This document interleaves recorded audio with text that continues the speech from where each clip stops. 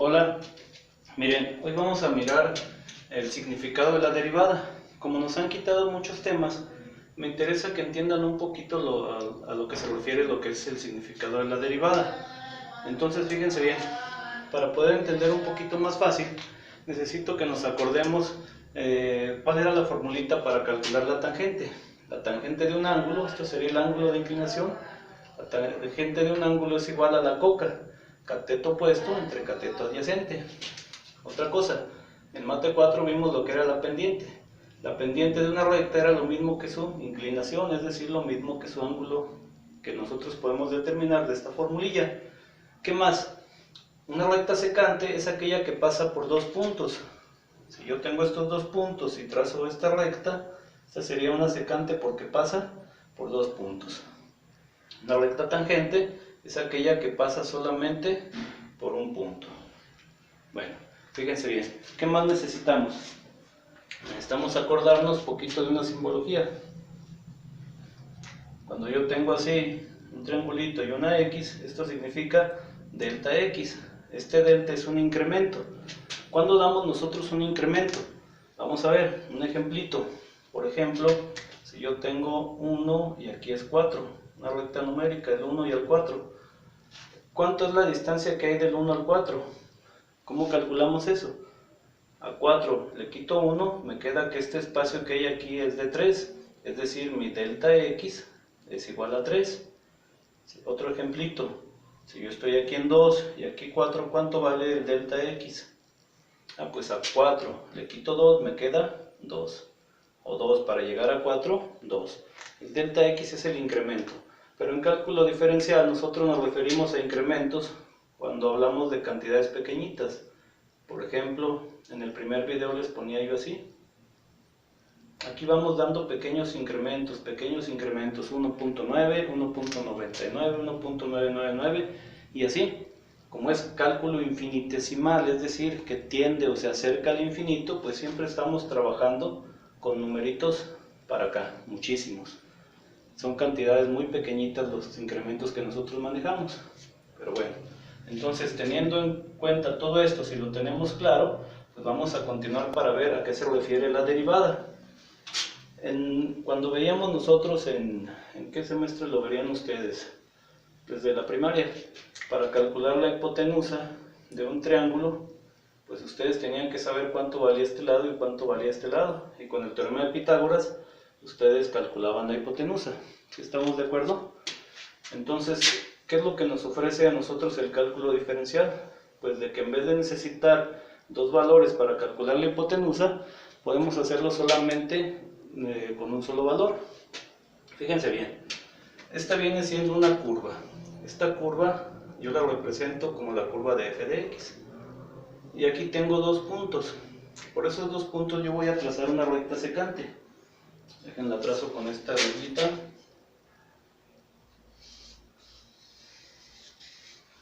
Ahí está una recta secante.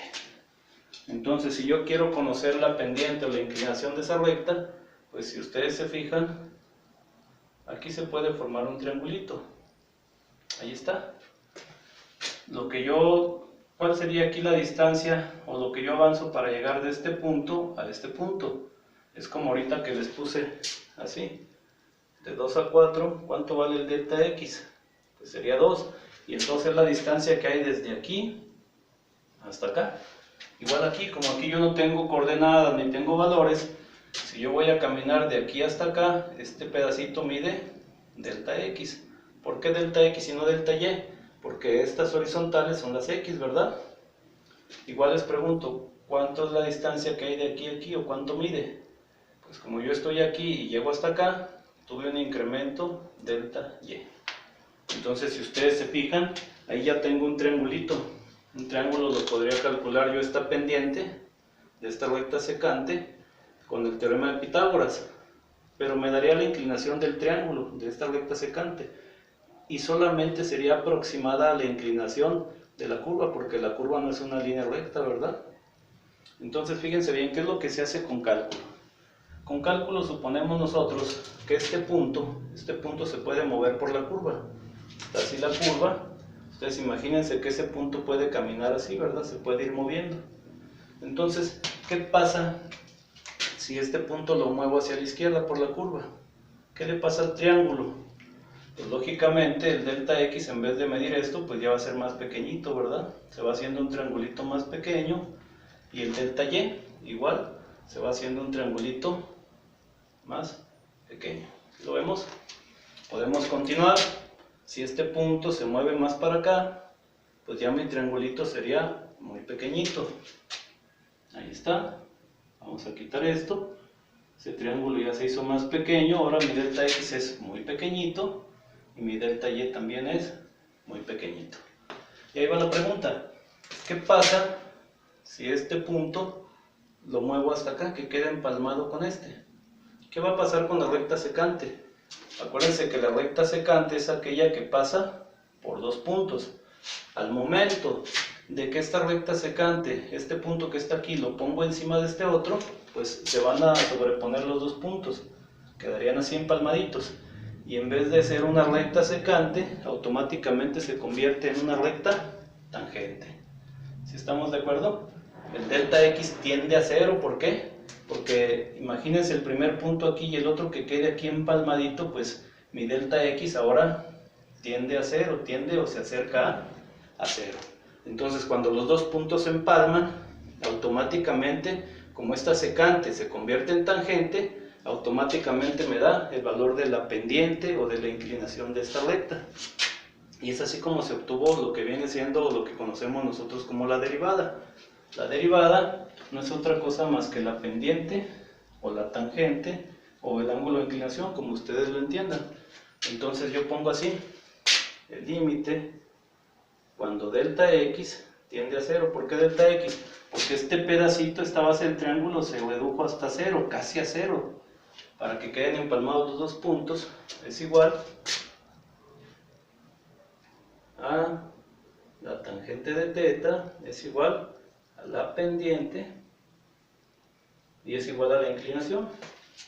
Entonces esto va a ser igual al límite de delta x cuando tiende a cero, la tangente de θ. Y esto es la derivada, también se le conoce como derivada. ¿Sí estamos de acuerdo? Cuando esto se hace cero, la secante se convierte en tangente y ya quedaría mi curva así. Déjenme les muestro. Esta es su curva.